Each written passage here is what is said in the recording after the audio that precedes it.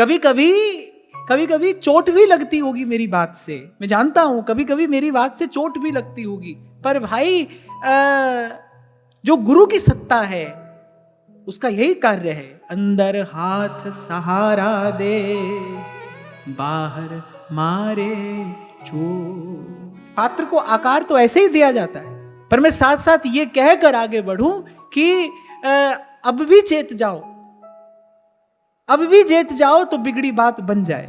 अब भी यदि आप चेत जाओ तो, बहुत गई थोड़ी रही सो बीती जाए, इसका विचार करके अब भी चेत जाओ। पर ध्यान रखना, मैं एक बात कहकर आगे बढ़ रहा हूं, आप ये सोचो ना कि किसी दिन भाई बाहर हमारा सब समाधान हो जाएगा, फिर चैन से बैठकर भजन करेंगे। ऐसा दिन, ऐसा क्षण जीवन में कभी नहीं आएगा, कभी नहीं आएगा। इस कार्य के लिए तो आज अभी उठना पड़ेगा, अभी जो है इसको जैसा का तैसा स्वीकार करके आज ही उठना पड़ेगा। जो सोवत है सो खोवत है, और जो जागत है सो पावत है। पर भाई देखता हूं मैं कभी कभी इतनी गहरी निद्रा में जीव सोता है, तभी तुलसी बाबा कह रहे मोह निशा सब सोवनिहार। इतनी गहरी निद्रा में जीव सोता है, जगता है, जग कर फिर सोता है, फिर सोता है। नीति तो यह कहती है जिसके पास स्वयं का विवेक नहीं है, शास्त्र उसका क्या हित कर सकता है, शास्त्र उसका क्या कल्याण करेगा। अभी उस दिन महाराज श्री भी मुझे जाने किस प्रसंग में ये बात कह रहे थे, स्वामी श्री शरणानंद जी महाराज जी बात कहते थे, अपने विवेक का आदर करिए। आप अपने ही विवेक का अनादर करते हैं।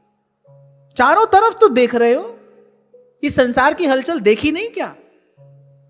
माता को पुत्र के लिए और पुत्र को माता के लिए कभी रोते देखा नहीं आपने? संसार के दुख से दुखी कोई दृश्य नहीं देखा क्या आपने? देखा तो फिर सीखा क्या? जैसे श्री नागरीदास जी कह रहे, दर्पण देखत देखत नहीं। सुबह से लेकर शाम तक दिन में कितनी बार दर्पण के आगे जाते हो, बोले देखकर भी नहीं देखते। कैसे शरीर जर्जर होता चला जा रहा है, केश श्वेत हो गए, चेहरे पर झुर्रियां पड़ गई, सब यौवन कपूर की भांति हवा में उड़ गया, आप कुछ नहीं कर पाए। बोले पर दर्पण देखत देखत नहीं, ये कितना बड़ा आश्चर्य है। तभी आज मैंने आपसे कहा, मैंने कहा ना भाई, हमारे पास कोई आप अपनी संसार की व्यवहार की कोई अच्छी बुरी कोई बात लेकर आओ, और ये शादी ब्याह के कार्ड ये तो हमारे पास बिल्कुल मत लेकर आओ, बिल्कुल भी मत लेकर आओ। हमारे पास कोई आशीर्वाद नहीं है आपको देने के लिए। आपका जो होना है वो हो ही रहा है और हो ही जाएगा। मैं अपना शब्द क्यों व्यर्थ करूं?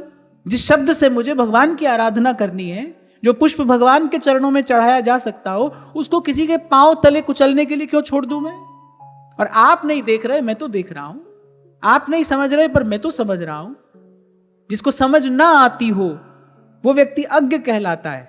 उससे यदि कुछ भूल हो जाए तो वो भूल है, पर जो जानता है, तो जानबूझकर यदि भूल करे तो भूल नहीं, अपराध है।